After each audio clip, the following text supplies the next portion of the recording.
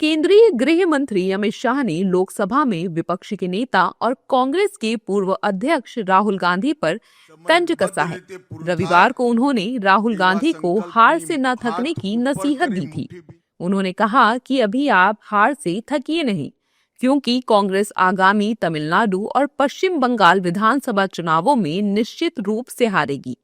अमित शाह ने कहा है कि अगर कोई पार्टी लोगों को पसंद आने वाली हर चीज का विरोध करती है तो उसे वोट नहीं मिलेंगे।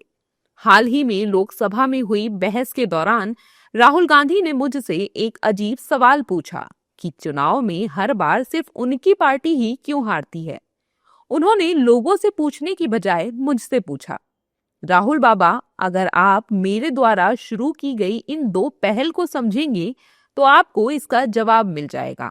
अभी आप हार से थकिए नहीं, क्योंकि कांग्रेस आगामी तमिलनाडु और पश्चिम बंगाल विधानसभा चुनावों में निश्चित रूप से हारेगी। गृह मंत्री अमित शाह के तंज पर सियासी बयानबाजी भी तेज हो गई है। एनडीए नेताओं ने शाह के बयान का समर्थन करते हुए जनता द्वारा विपक्ष को नकारने की बात कही है। इस दौरान उन्होंने कहा है कि जनता ने विपक्ष को पूरी तरह से नकार दिया है और हमें स्वीकार किया है। देखिए, राहुल गांधी जी को अभी एक अवार्ड मिलेगा जब उनके नेतृत्व में कांग्रेस की हार का शतक पूरा होगा, और वो समय सामने आने वाला है जिसके बारे में आदरणीय गृह मंत्री श्री अमित शाह जी ने कहा है। कांग्रेस की दुर्गति अब तक इतनी नहीं हुई जितनी राहुल गांधी के नेतृत्व में कांग्रेस की दुर्गति हुई है।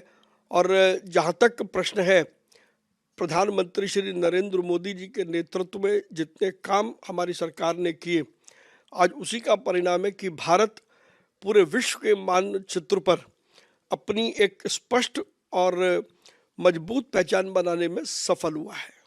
ये नकारात्मक राजनीति है जिसको समाज ने नकार दिया है। उनके नकारात्मक करते हैं, जिसको स्वीकार कर लिया सकारात्मक, तो समाज ने हम लोगों को स्वीकार कर लिया, इसलिए हम लोग सकारात्मक राजनीति कर रहे हैं। और जिसको नकार कर दिया हमेशा नकारात्मक राजनीति। और क्या माननीय अमित शाह जी जो कह रहे हैं वो सही कह रहे हैं। जो उन्होंने काम किया है वो देश हित में काम किया है, और राहुल जी हमेशा देश के खिलाफ ही बोलते रहते हैं। चाहे वो विदेश जाते हैं तब भी भारत को कटघरे में खड़ा करते हैं, भारत में रहते हैं तब भी भारत को कटघरे में खड़ा करते हैं। अगर राहुल जी का नेतृत्व कांग्रेस को मिलता रहा तो वो दिन दूर नहीं है जब कांग्रेस मुक्त भारत हो जाएगा।